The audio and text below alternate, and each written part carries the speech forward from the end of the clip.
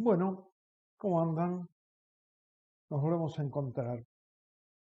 Y bueno, en el video de hoy vamos a desarrollar dos temas. Por un lado, las fuentes del derecho del trabajo, en la primera parte, y después, en la segunda parte, los principios del derecho del trabajo.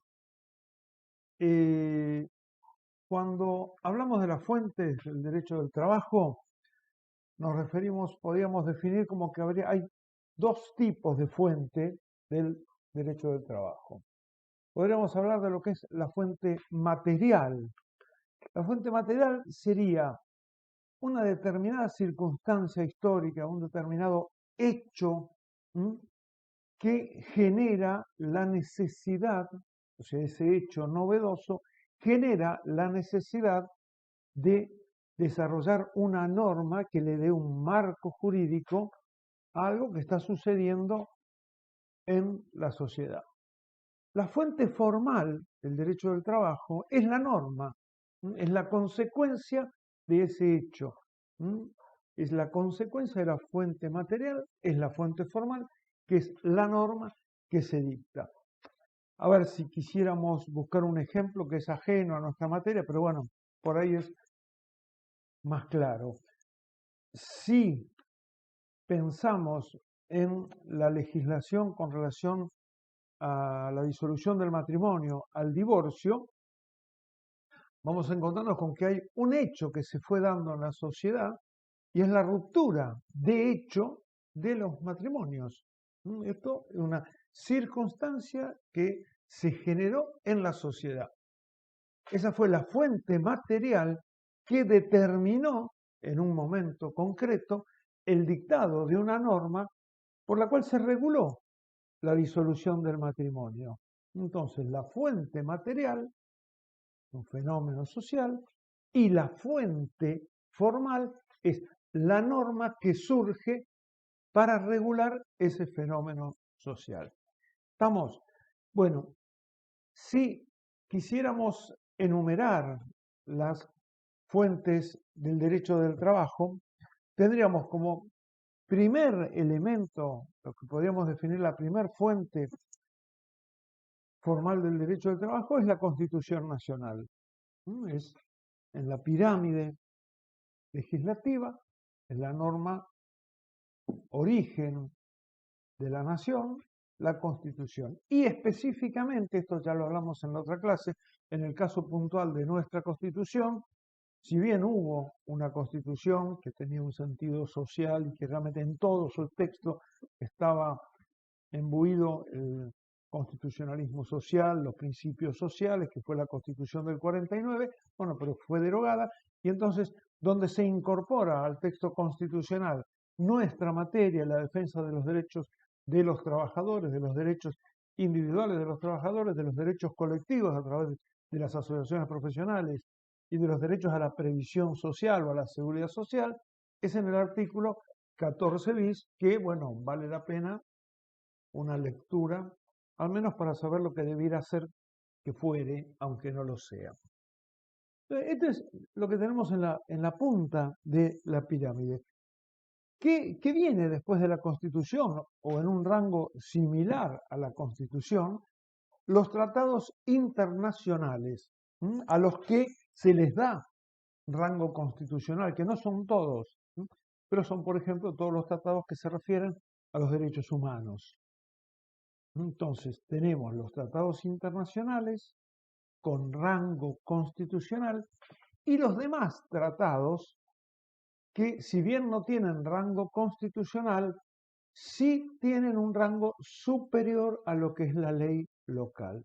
Y ahí entran todos los otros tratados que obviamente hayan recibido el acuerdo legislativo para hacerlo vigente. Y ahí entran, por ejemplo, todo lo que tiene que ver con las normas que dicta la Organización Internacional del Trabajo, acuerdos que dicta, que ratificados por nuestro poder legislativo son absolutamente vigentes y tienen preeminencia con relación a la legislación local. Dijimos la Constitución Nacional, dijimos los tratados internacionales, con rango constitucional o no, y después nos vamos a lo que es la legislación local. Primer fuente clara de nuestra materia, la ley de contrato de trabajo, que ya dijimos, fuimos viendo, es como el código de trabajo, la ley 2744, ahí se regulan, se hizo un compendio, se ajustaron, se fueron acomodando las distintas instituciones del derecho del trabajo y están en ese conglomerado, ley de contrato de trabajo, ley 2744.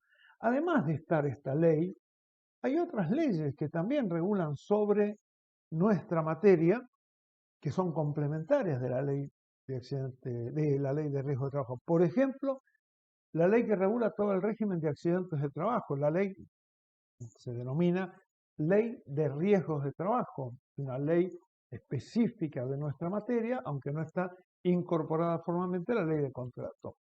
Después hay leyes, por ejemplo, la ley 25.323, que es una ley que sanciona conductas morosas, digamos así, de los empleadores cuando no le pagan la indemnización. La ley 24.013, que es una ley que regula todo y sanciona todo lo que tiene que ver con el trabajo clandestino, o sea, el trabajo no registrado. La ley de jornada de trabajo, son leyes de nuestra materia, son fuente formal de nuestra materia, están en esta pirámide que hablamos, Constitución Nacional, tratados internacionales con rango constitucional o no, leyes específicas de nuestra materia. Las vemos ahí. Otra fuente de nuestra materia son los estatutos profesionales. Son leyes específicas que se dictan para regular determinada actividad. Por ejemplo, la más reciente entre comillas, ¿verdad? Porque ya tiene unos cuantos años, pero bueno, el último estatuto fue la ley que estableció el régimen para el personal de casas particulares. Entonces, ahí tenemos un estatuto. Es una norma, o sea, es integrante de nuestro plexo normativo del derecho del trabajo y se aplica. En general, estas normas que estamos hablando que regulan actividades específicas, regulan esa actividad y supletoriamente se les aplica en tanto y en cuanto no haya contradicción entre su texto y el texto de la ley de contrato de trabajo, supletoriamente se le aplica la ley de contrato de trabajo. Esto sucede con el régimen en casas particulares, con el estatuto del peón de campo, con el estatuto de los obreros de la construcción, que es un estatuto específico para los obreros de la construcción, que establece un régimen especial con relación a la estabilidad, ¿no? O sea, la ley de contrato de trabajo establece una sanción, si a un trabajador lo despiden, cobra una indemnización de acuerdo a la antigüedad que tenga en el empleo. En el caso del Estatuto de la Construcción no se aplica ese régimen, se aplica un fondo de resguardo, un fondo de desempleo, que lo va pagando el empleador mes a mes y que en el momento en que cesa la relación laboral, se le entregan al trabajador. Entonces son estatutos, insisto, regulan algún espacio puntual, peón de campo o peón agrario, casas particulares, construcción, personal de edificio de casas de renta o de propiedad horizontal, bueno, regulan específicamente, son leyes nacionales y supletoriamente, en lo que no haya contradicción, se aplica la ley de contrato de trabajo. Otra figura que sigue en este orden que venimos conversando son los convenios colectivos de trabajo. ¿Qué son los convenios colectivos de trabajo? Son acuerdos que celebran la representación de los trabajadores y la representación de los empresarios. La representación de los trabajadores a través de su organización gremial, la organización de los empresarios también a través de su organización gremial. Empleados de Comercio es la Federación de Empleados de Comercio de la República Argentina, por un lado, y por otro lado la Federación de Cámaras de Comercio de la República Argentina. Se reúnen esos representantes y discuten condiciones de trabajo para la actividad, en este caso para la actividad de los empleados de comercio. Se reúnen en un ámbito específico que es el Ministerio de Trabajo, o sea, porque es un espacio tripartito: trabajadores, empleadores y quien ejerce el poder de policía sobre la actividad del trabajo, que es el Ministerio de Trabajo. Acuerdan condiciones, acuerdan salarios y celebran. Entonces celebran el convenio colectivo de trabajo, se establecen las escalas salariales, las categorías, y ese convenio colectivo de trabajo celebrado por las partes es homologado por el Ministerio de Trabajo, y una vez homologado por el Ministerio de Trabajo se transforma en obligatorio para toda la actividad.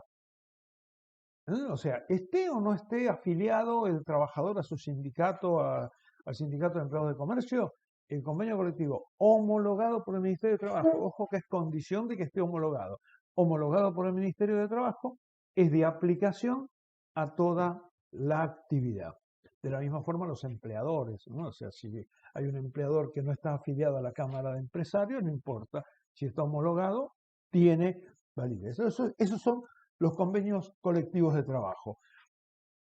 Otra posibilidad, otra fuente del derecho al trabajo, fuente foral, es la costumbre, ¿no? O sea, lo que las partes van de alguna manera, no sé si pactando, pero sí ejecutando, ¿no? O sea, cuando a través del tiempo se genera alguna figura en el contrato de trabajo, esto pasa a ser un derecho adquirido del trabajador, el que no puede ser, acordémonos del principio de irrenunciabilidad, no puede ser eliminado, aunque no esté escrito en ningún lugar. Vamos a imaginar que de hecho empieza a suceder que en una empresa resuelven, o a un trabajador resuelven, darle más vacaciones, un día más de vacaciones que lo que les corresponde formalmente de acuerdo a la aplicación de la ley de contrato de trabajo. Bueno, eso no lo escriben en ningún lado, pero empieza a funcionar.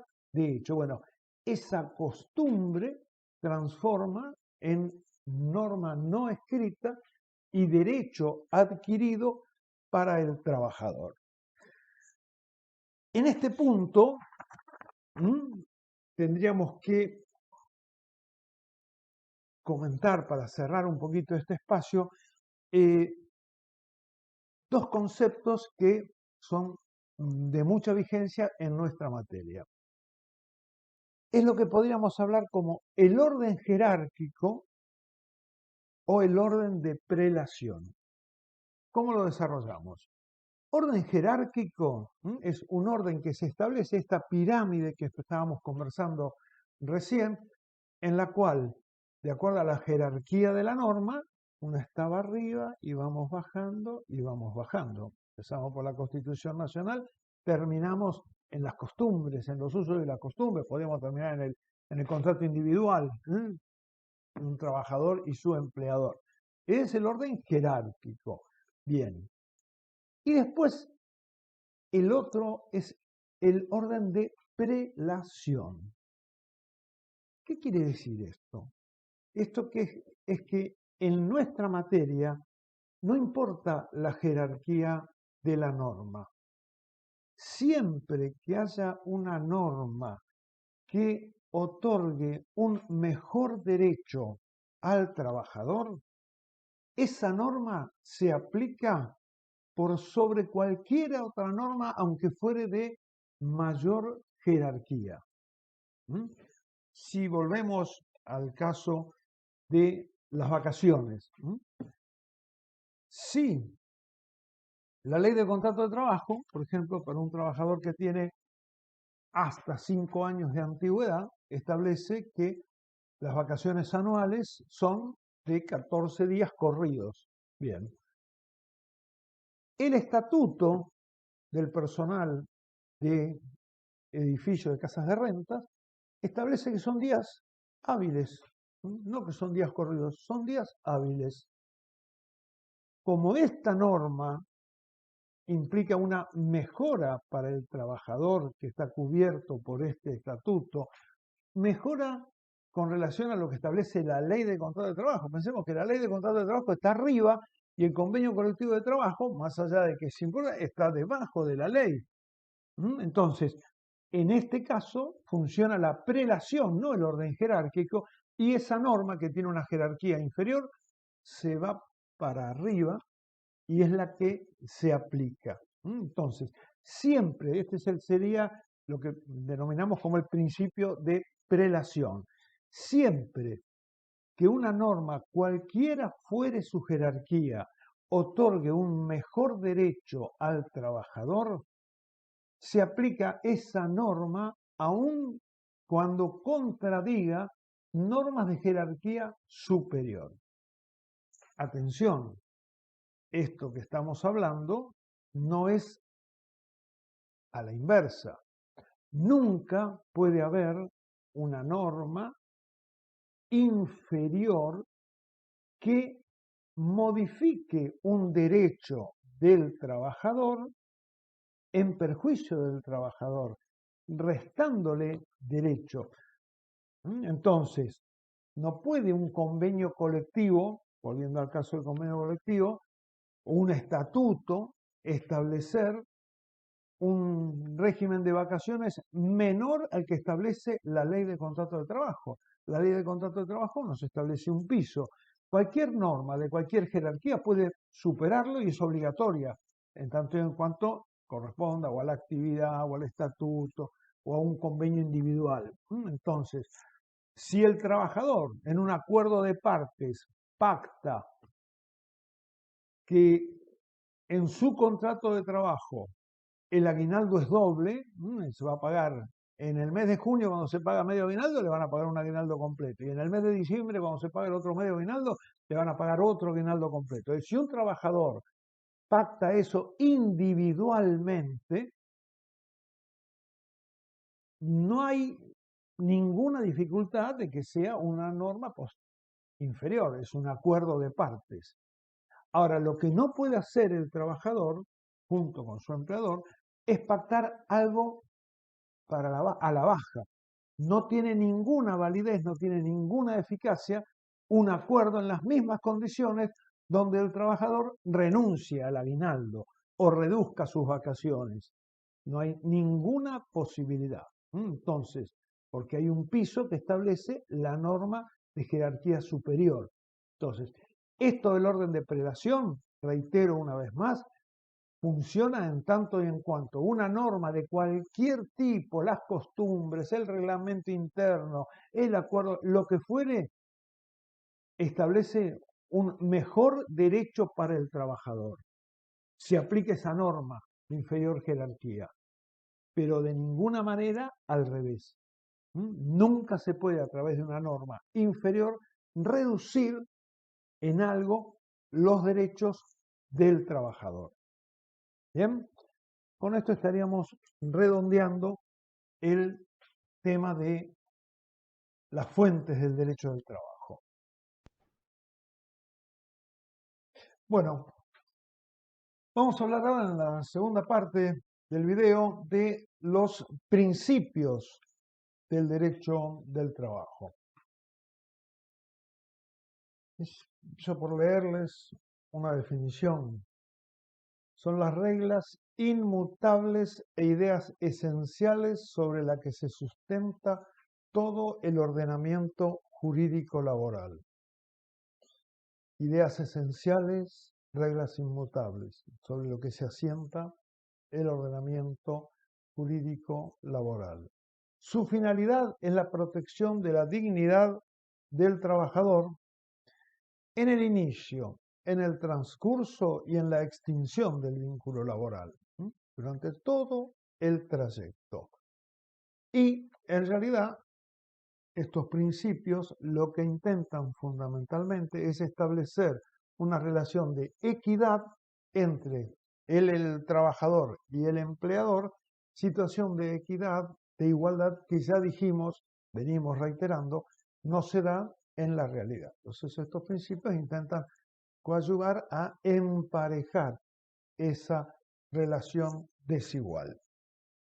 Los principios del derecho del trabajo tienen tres funciones.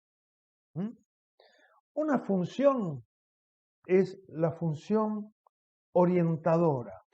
Esta función, ¿a quién va dirigida? ¿A quién hace referencia?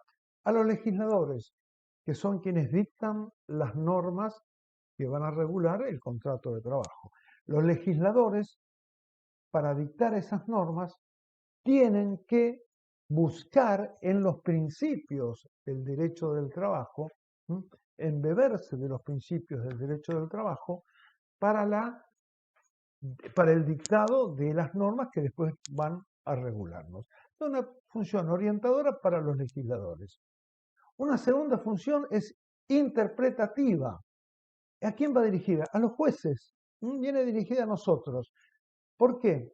Porque nos dice, cuando tengamos que interpretar una situación concreta a la luz de las normas del derecho del trabajo, tenemos que interpretarlas aplicando los principios generales del derecho del trabajo. Entonces, en base a esos principios que ahora vamos a desarrollar, tenemos que interpretar aquello que se nos presenta y sobre lo que tenemos que resolver, el conflicto sobre el que vamos a juzgar. Y una tercera función de los principios es la función integradora, es la función de llenar los espacios vacíos, esas lagunas que pueden generarse desde el punto de vista de que existan situaciones que se plantean en la realidad a partir de que vivimos en una sociedad con una dinámica propia. Entonces, ¿qué es lo que se hace cuando nos encontremos ante una situación que no está regulada por la ley todavía? Hasta que suceda que aparezca la norma, vamos a tener que interpretarla aplicando de alguna manera los principios del derecho del trabajo. No podemos dejar a decir, bueno, esto no está registrado, esto no está legislado, en esto acá yo no voy a decir nada, no voy a juzgar, que se arreglen las partes. No, yo tengo la obligación de juzgar, tengo la obligación de resolver ante el conflicto. ¿Cómo voy a resolver si no hay normas? En función de los principios generales del derecho de trabajo. Voy a tomar esos principios y a partir de esos principios resolver la situación puntual que se nos plantea. El primer principio, el más famoso diríamos, del que ya hemos hablado reiteradas veces, es el principio protectorio. Lo dijimos, lo reiteramos, es un principio que apunta a la protección del trabajador.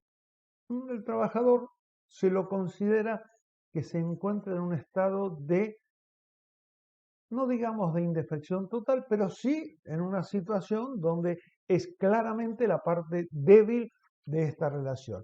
Ese trabajador es objeto de una protección especial. Esa protección especial se expresa a través del principio protectorio.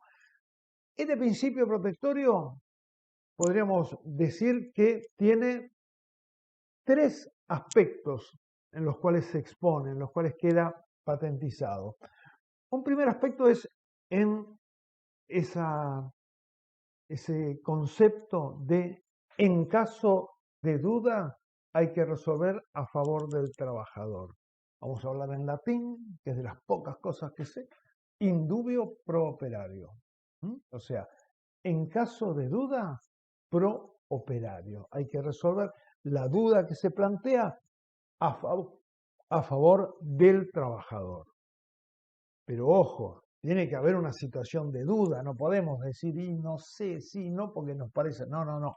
Tiene que haber duda en la interpretación de la ley, tiene que haber duda en la interpretación de los hechos, en la interpretación de la prueba, y en caso de duda, a favor del trabajador. El otro concepto, además de indubio pro operario, sería siempre se debe aplicar cuando hubiere más de una norma que podría encajar en la situación que se nos plantea, siempre se debe aplicar la norma más favorable al derecho del trabajador. Entonces acá, ¿dónde estaría la duda? Porque de última podemos decir que es un subsistema de indubio pro operario. Pero acá tenemos dos normas, se podría aplicar una norma o se podría aplicar la otra norma. ¿Cuál aplicamos? En caso de la duda, debemos aplicar aquella norma que favorece a el derecho del trabajador, que mejor derecho le da al trabajador. Y la tercera regla que podríamos definir de aplicación del principio protectorio es el de siempre considerar la condición más favorable. O sea, esto va enganchado con el principio de progresividad. O sea, que el derecho del trabajo siempre va avanzando hacia una mejora del derecho del trabajador. Es el principio de progresividad.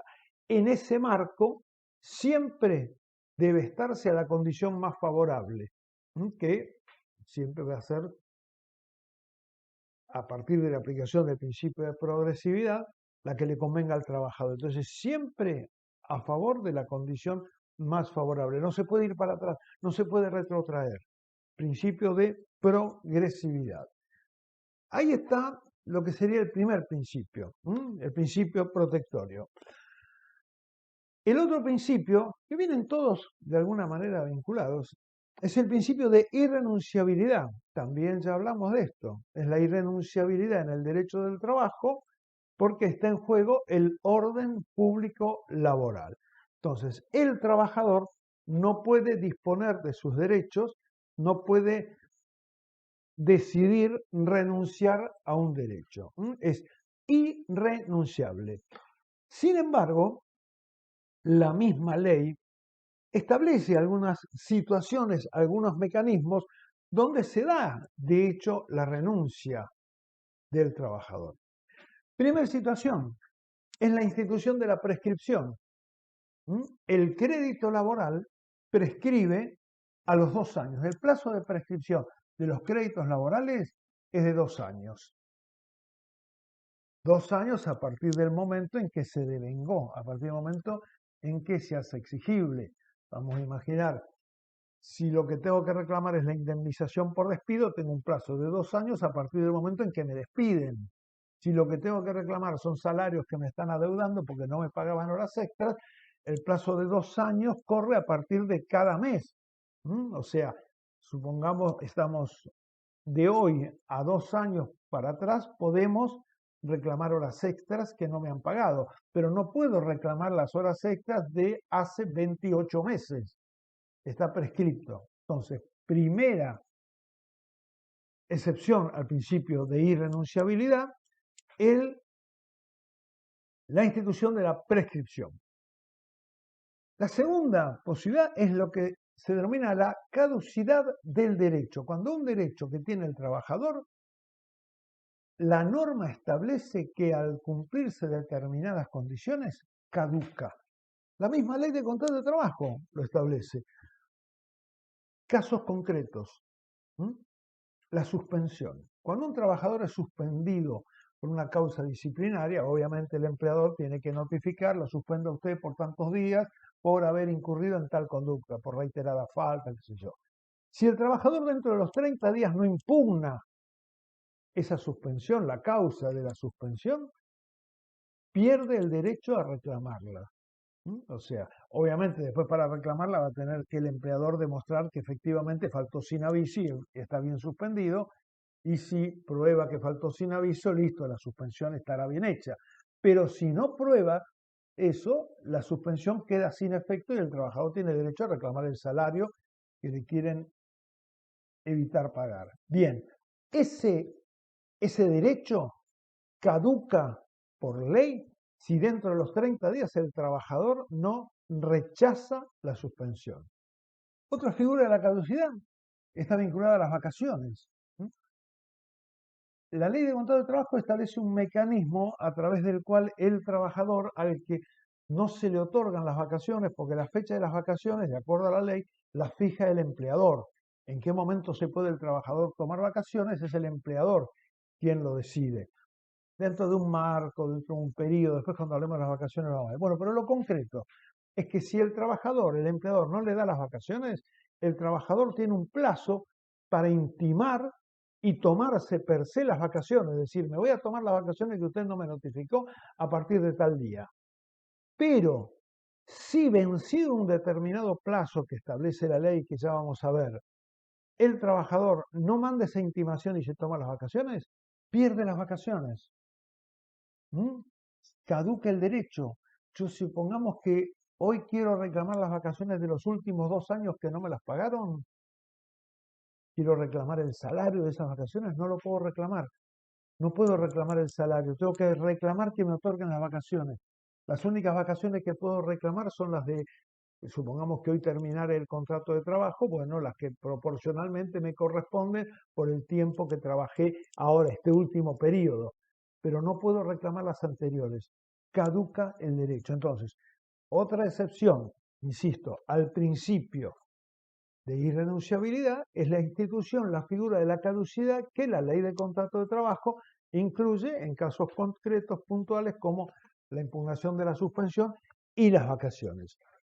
Otra forma en que hay una renuncia del trabajador es justamente la renuncia. El trabajador puede renunciar al empleo. La ley lo que hace es establecer un mecanismo, no puede hacerlo de cualquier manera, tiene que ser a través de una comunicación personal del trabajador por una carta documento, un telegrama que tiene que ir personalmente a la oficina de correo a emitir, o puede ser hecha ante la autoridad del Ministerio de Trabajo o eventualmente ante la justicia. Pero cubierta las formalidades que la ley establece, el trabajador puede renunciar al empleo.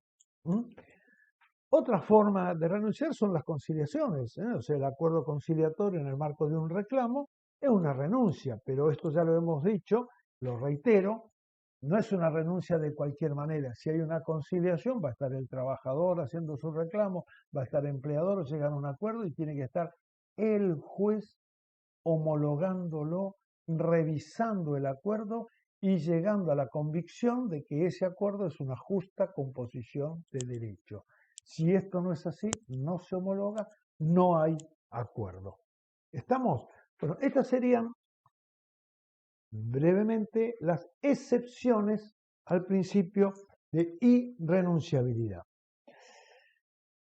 Otro principio que establece la ley es el principio de conservación del empleo. Ante situaciones de duda de si el contrato de trabajo siguió vigente o no siguió, porque resulta que el trabajador dice que no pudo ir a trabajar o que le negaron tareas y el empleador dice no, no vino y hace 2 meses que no viene. Entonces, ¿qué pasó? ¿Se interrumpió? No.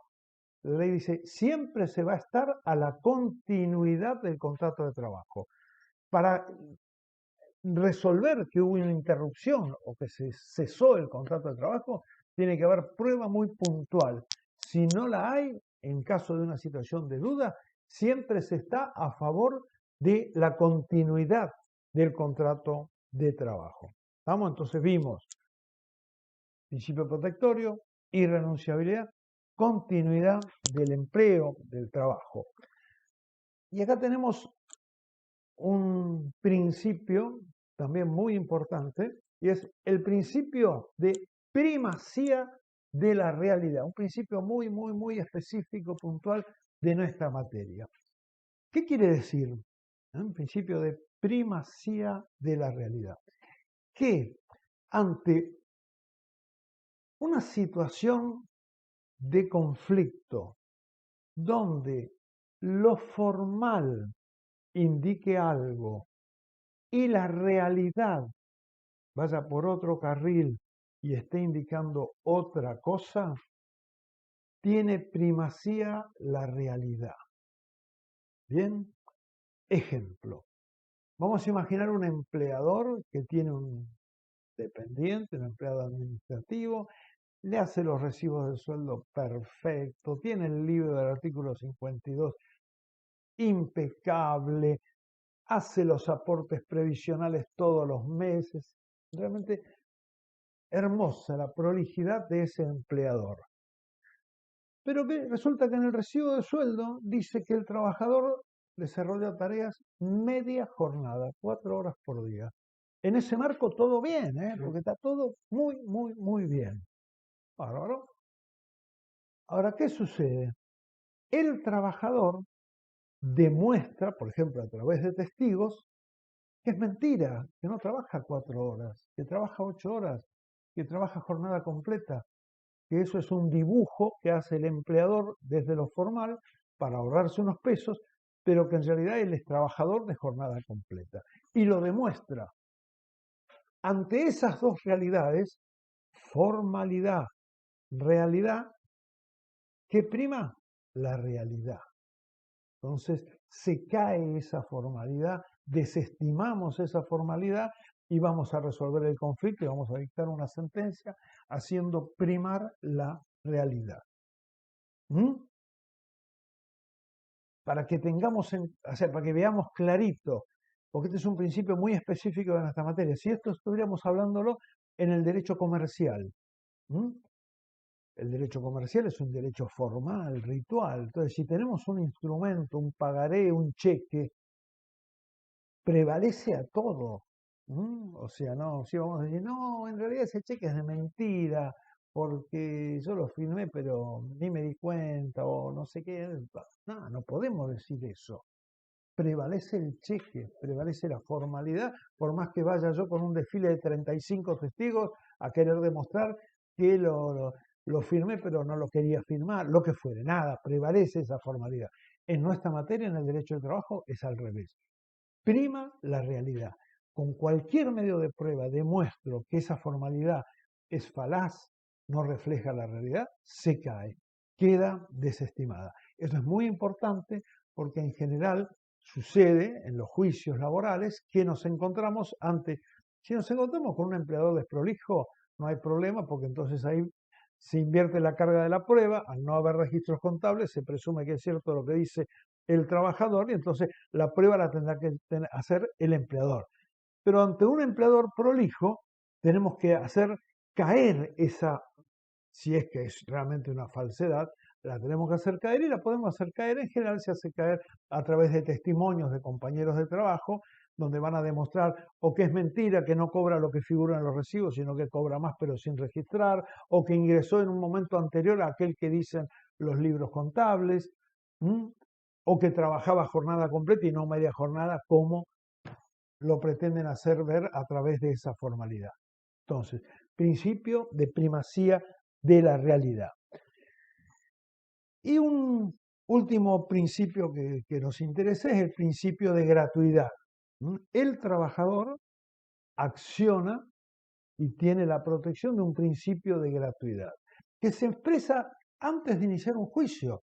En el intercambio, siempre hay un intercambio telegráfico antes de iniciar un juicio, bueno, el trabajador tiene el beneficio de hacerlo gratuitamente. Hay una ley nacional que establece el telegrama obrero y que es sin cargo. El trabajador va al correo, le remite una carta documento y es sin cargo. El trabajador, una vez iniciado el juicio, para iniciar el juicio no tiene que pagar tasa de justicia, que es el impuesto que se paga para iniciar un juicio, no se paga. No tiene que pagar en el desarrollo del juicio sellados para pedir informes, tiene que ir, vamos a imaginar algo muy usual, tiene que ir a la municipalidad pidiendo un informe para ver el lugar a donde trabajaba, a nombre de quién estaba habilitado. Y eso se hace a través de un oficio a la municipalidad, que en general la municipalidad, para que uno pueda pedir informes, nos pide que le paguemos un sellado. El trabajador no paga ese sellado, está exento. Y está exento de las costas. Y no puede afectar a su inmueble, está protegido con relación a la ejecución de costas. Ya lo dije y lo reitero para no llevarse un disgusto. Ojo, porque si en un juicio se discute la relación de dependencia, si yo digo, este señor trabajó para este otro tantos años y reclamo tal rubro, y del otro lado me dicen, no, es mentira, nunca trabajó. Fue un empresario que me facturaba por un servicio de flete. Entonces yo digo que era un trabajador, beneficio de gratuidad, del otro lado me dicen, no, era un empresario que me facturaba servicio de flete. Si yo gano el juicio y demuestro que es un trabajador, todo bien. Pero si el juicio lo gana el empleador y no se demuestra que era un trabajador en relación de dependencia, ojo, me van a hacer pagar las costas, porque el beneficio de gratuidad es para el trabajador. Y yo ahí no pude demostrar ser un trabajador en relación de dependencia y me voy a tener que hacer cargo de las costas. Bueno, fuera de estos principios podríamos mencionar, pero que no son principios específicos de nuestra materia, son principios generales del derecho que son de aplicación, algunos más, otros menos. El principio de buena fe, obviamente, en todas las acciones humanas tiene que primar el principio de buena fe, el principio de no discriminación y el principio de justicia social. Entonces, con este cuadrito estaríamos describiendo todos aquellos principios del derecho del trabajo que nos sirven, como dijimos al empezar el video, para el legislador, en base a estos principios, dictar normas. Para el juez, en base a estos principios, aplicar esas normas. Y también para los jueces, cuando no hay una regulación específica de una situación que se nos plantea, resolverla aplicando los principios del derecho del trabajo. Como cierre de este video, les menciono para que los vean y los lean puntualmente algunos artículos de la Ley de Contrato de Trabajo donde se expresan estos principios. Tomamos nota. Tenemos el artículo 7 de la Ley de Contrato de Trabajo, donde nos establece, incluso en algún práctico ya lo vimos, pero bueno, nos establece que un acuerdo de voluntades que restrinja, que reduzca derechos, es nulo. Siempre se va a aplicar la norma más favorable. El artículo 9, indubio también, nos establece, cuando hay duda con relación a la forma de aplicar el derecho, a la interpretación de la prueba o de los hechos, siempre a favor del trabajador. Artículo 9. Artículo 10 es el que habla de la continuidad, que siempre se va a estar a favor de la continuidad del contrato de trabajo. El artículo 11, que hace referencia a cuando se produce un vacío legal, este tema de cómo resolvemos la cuestión, con los principios llenamos ese vacío legal, y el artículo 12, que nos habla de la irrenunciabilidad. Les menciono estos artículos 7, 9, 10, 11 y 12 para que los relean después de haber escuchado el video, lo que les va a permitir seguramente, espero, interpretarlos más claramente, poder internalizarlos de una mejor manera. Bueno, de esta forma concluimos la charla con relación a principios, a fuentes y principios del derecho del trabajo. Suerte, nos vemos.